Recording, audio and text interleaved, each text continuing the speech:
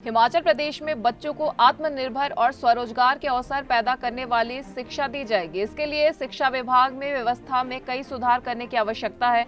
अगले सप्ताह शिक्षा विभाग की रिव्यू मीटिंग भी रखी गई है, जिसमें शिक्षा में गुणवत्ता सुधार, खाली पड़े पदों को भरने सहित अन्य मसलों पर रूपरेखा बनेगी। शिमला में सीपीएस आशीष बुटेल ने कहा कि स्कूलों में बच्चों को स्किल डेवलपमेंट सहित तकनीकी शिक्षा दी जाएगी। शिक्षा विभाग और अन्य विभागों में खाली पड़े पदों को भरने को लेकर सरकार वचनबद्ध है। एनटीटी भर्ती प्रक्रिया को लेकर भी तेजी लाई गई है, जबकि जेओआईटी भर्ती का मामला सुप्रीम कोर्ट में चल रहा है और 16 फरवरी को उसमें सुनवाई होगी। वहीं आशीष बुटेल ने कहा कि नगर निगम पालमपुर में कुछ वित्तीय अनियमितताएं पाए जाने का मामला सामने आया, जिसको लेकर सरकार ने जांच के आदेश दे दिए हैं। प्रारंभिक जांच में पाया गया है कि कुछ अनियमितताएं हुई हैं, जिसको लेकर जांच की जाएगी। वहीं नगर निगम बने हुए अभी 2 वर्ष हुए हैं, ऐसे में कई सुधारात्मक कार्य करने की आवश्यकता है, जिन्हें सरकार भविष्य में करेगी। वहीं सीपीएस आशीष बुटेल ने कहा कि नगर निगम शिमला के चुनाव भी सरकार शीघ्र करवाएगी। आपने 3 प्रश्न पूछे हैं। एक आपने एनटीटी के बारे में प्रश्न कहा। आपने कहा कि पिछली सरकार की आखिरी कैबिनेट में एनटीटी भर्ती की बात की। मैं समझता हूँ पिछली सरकार अगर करना चाहती तो पहली कैबिनेट में करती तो ज़्यादा अच्छा होता। आखिरी में किया, जाते जाते एक लॉलीपॉप शायद थमाने की बात करी होगी, लेकिन हम लोग इसके ऊपर देख रहे हैं और जल्द माननीय मंत्री जी इसके ऊपर और मुख्यमंत्री जी इसके ऊपर फैसला लेंगे।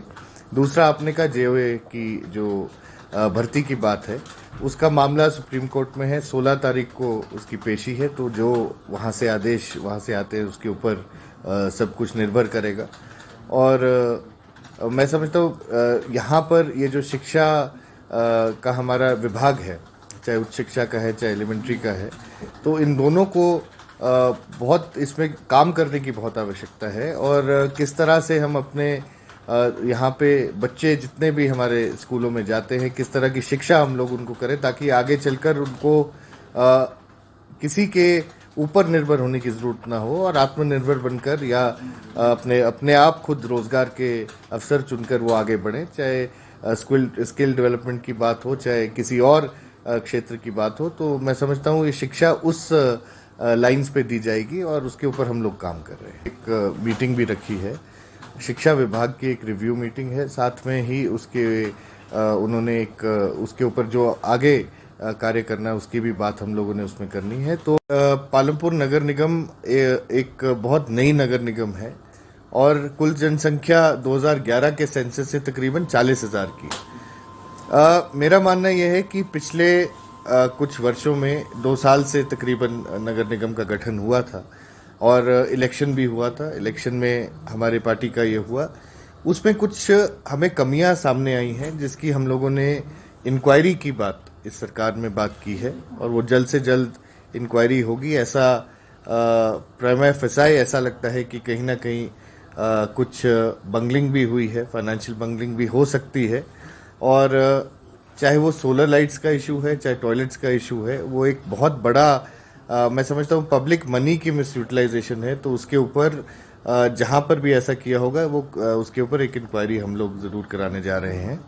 साथ ही आपने कहा कि उसमें क्या क्या काम करने की आवश्यकता है, उसमें बहुत काम करने की आवश्यकता है। एक शहर को शहर की दृष्टि से अब हमें देखना पड़ेगा और इसमें जो भी मापदंड एक शहर के होते हैं उनको पूरा करना हमारा फ़र्ज़ है और जल्द से जल्द इसको हम करने भी वाले हैं। चाहे वो सीवरेज की स्कीम्स हो, पालमपुर मेन टाउन में कुछ एरिया में थी, लेकिन जो आसपास के इलाके हैं उनमें नहीं थी। चाहे वो पानी की पीने के पानी की स्कीम्स हो, चाहे इलेक्ट्रिफिकेशन की स्कीम्स हो, चाहे ब्यूटिफिकेशन की स्कीम्स हो, पार्किंग्स की स्कीम्स हो, वो बहुत जल्द आप लोगों के सबके सामने आएंगी।